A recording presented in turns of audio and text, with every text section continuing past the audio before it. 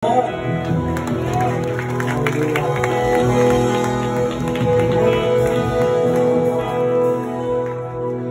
hearing your testimony, na-bless ko pa tayo. Tungod kay nakasinati ko yung mga ingana na maganiuban kay makiglalis pag yun ka. O I mean, dili ka makiglalis pero sila makiglalis ba? Pero salamat sa Ginoo. Kanya karon makigsuon ato ta sa itong mga pagday o pagsimba sa itong buhay na Diyos. O I do believe na naipagabuhaton ng Ginoo. Just open your heart. Willing ba mong ma-open sa inyong mga kasing-kasing that the Lord will move upon this place. Nakito yung testimony mga exhort sa akong kaagin ko sa una. Kay sama ninyo maybe di na lang siguro ko magpa-hands up, pero I know nga doon ay mga batalong diri nga ang inyong mga ginikanan wala pa diya sa Ginoo. Inyong mga ate, goya, mga igsoon, wala pa diya sa Ginoo. Kunya, usap ko diha sa una mga igsoon. Kunya akong ika-testify.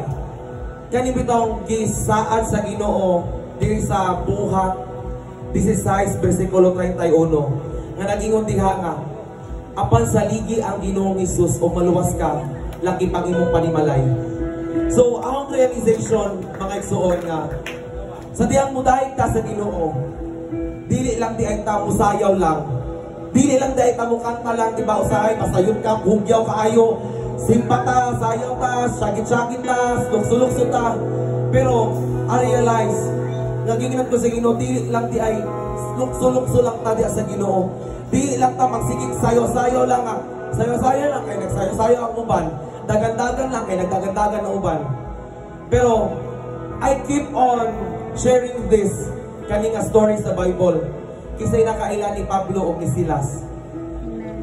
So si Pablo o si Silas niabot ang panahon nga napriso sila, nabilanggo sila tungod kay sila nag-ayo sila sa mga masakiton, nagbuhat silang mga kabuton sa Ginoo, nag-evangelize sama sa inyong gibuhat kaganina. O kay Bible mga igsuon nga dunay babae nga gitugahan sa espiritu sa yawa nga girebuke nila Pablo. Unya kay katong nga babae kay sa iyang pagpanagna kay mao lagi to gitugahan sa espiritu sa pagpanagna, kamao silang managna ngana. Nya gisahukan man sila Pablo kay sige silang sunod-sunod. Mo to gi-rebuke, unya pag-rebuke na ang espiritu ni Hawa, unya nasuko ang babae kay wa na sila pagkakitaan sa ilang adlaw-adlaw kay mao man toy murag source of income nila. So ang nahitabo ilang gipasuminglan sila Pablo si Silas nga kaning mga tawhanan nagsultinig mga baka, nagsultinig dili ka matuoran, hangtod nga galing pagka-istorya na priso sila. Sa dihang na priso sila mga igsoon, matod pa diya sa Buhat 16 sila sa 25 kung ato nang basahon, nag-ingon nila nga sa pagkatungang gabi o sa gibuhat ni Pablo o Silas, nag-ampo sila sa Ginoo. Nag-ampo lang ba sila? Kundi nagdagig po sila sa Ginoo, nag-awit sila mga pandagig. Kaya kayo mga igsoon, ang nahitabo, ang mga pultahan sa paong prisuhan bungka, asa na nanga-apli, ang ilang mga kadena bugto, kaya nga naman ipadaan silang linog, usog na linog na nakatayog sa maong dapit. So mana, I want to challenge you mga igsoon, and I do believe in my heart, doon kay ako nga sinabi that there is power in praise and worship. Amen ba mga igsoon? There is power in praise and worship.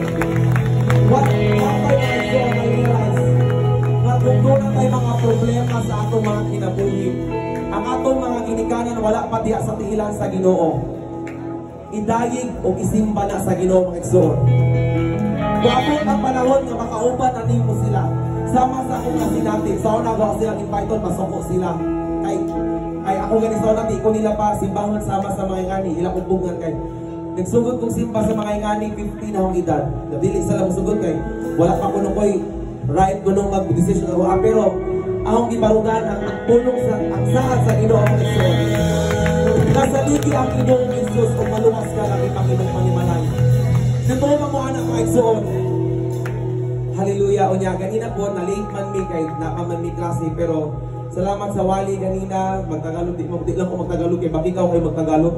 Nagingon dadto nga the deeper we know God, the deeper our worship is. Amen ba mga igsoon? Kung kailan ka kung isang Makasimba din ka sa Ginoo mga igsoon.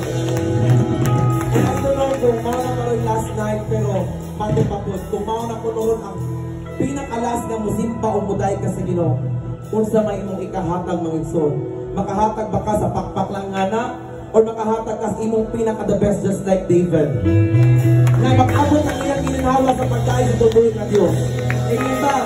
And karon mga igsoon, pagsibatang buhari sa tungaon niya atong likuran na atong ipadaplit kaya atong simbahon ang Ginoo sa Espiritu sa kamatuoran.